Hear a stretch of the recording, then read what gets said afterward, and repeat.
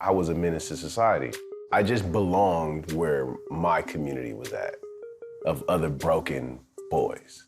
This community Boomer Bennett speaks of was gang life. It gave him identity, purpose, and a family. I'm like, oh yeah, these are my people. Boomer grew up on the rough streets of South Central LA. The oldest of 4 boys, he was raised by a hard-working single mother who taught them right from wrong and even took them to church on occasion. For Boomer, that just wasn't enough. I was hurt that I didn't have a dad. I was hurt that I wasn't afforded the opportunities to be in a family with a mom, a father, just the normal American dream. And I was hurt by that because I didn't ask to be here. It's not fair.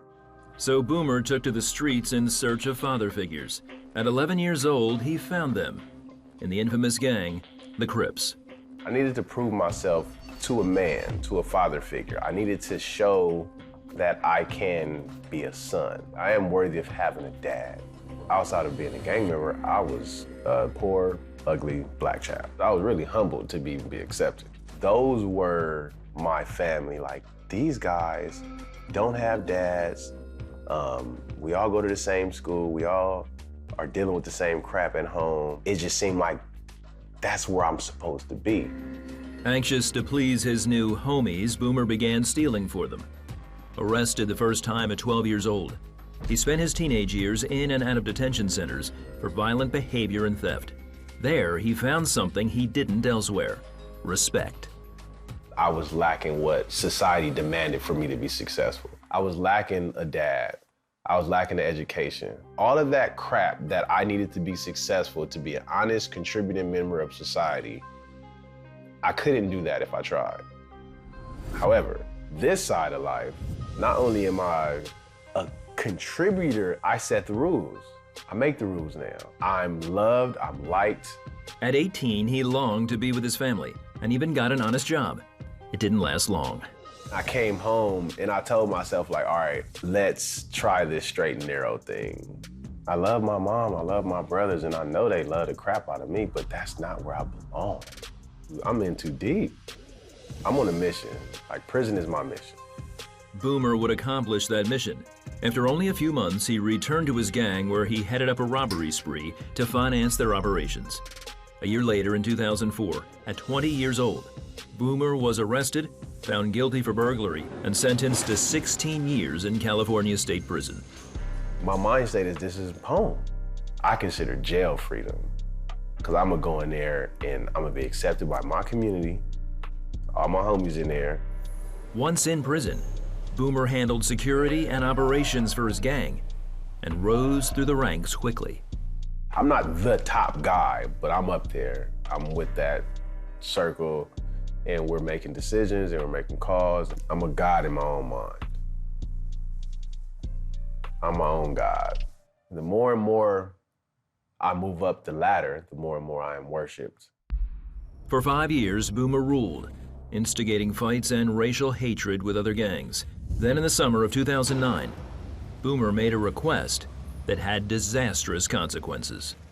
I go send some of my boys to go get me some water. Some Hispanics are over there getting water at the same time. Their cups happened to hit and a riot broke out. All 3 blacks died, 1 of the Hispanics died, and a whole lot of people were injured. The prison went into a 16-month lockdown. Full of hate and anger, Boomer started making weapons and plotting revenge. He says it was then someone spoke to him, and he knew at once who it was. God asked me, what was I doing? There was a voice of authority that made me stop. This is what God said to me. You have not committed acts of violence against human beings. You've committed acts of violence against me, because every human being bears my image. From that conversation with God, I knew I wasn't God. There was more.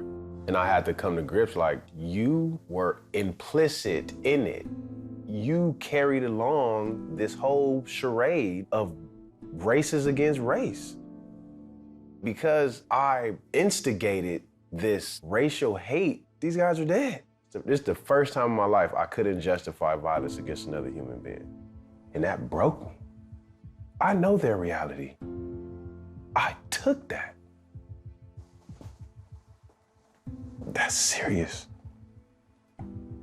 That's serious. context of everything that I thought was right and wrong changed in that cell. During that lockdown, I sat on my bed and God took me through my life. Every act of violence that I committed, everything I stole. I didn't even know a lot about Jesus, but I knew that the lifestyle I was living was trash in the eyes of God. I told my roommate, I'm like, bro, I'm out. He said, you're out of what? I'm done. Boomer left his gang and over the next 2 years, studied the Bible and attended chapel to learn more about how to live for Jesus. In 2012, while still serving time, he co-founded Jesus Follower University, a nonprofit organization that teaches others how to follow Christ. Then in 2016, he was released and went on to become a pastor and speaker. Boomer is also a loving husband and an ever-present father to 4 beautiful children. He looks to his relationship with God to lead them well. That's the foundation of my life, that I was adopted by God. I hope every breath that I've spent since I accepted Christ in that cell has given him glory.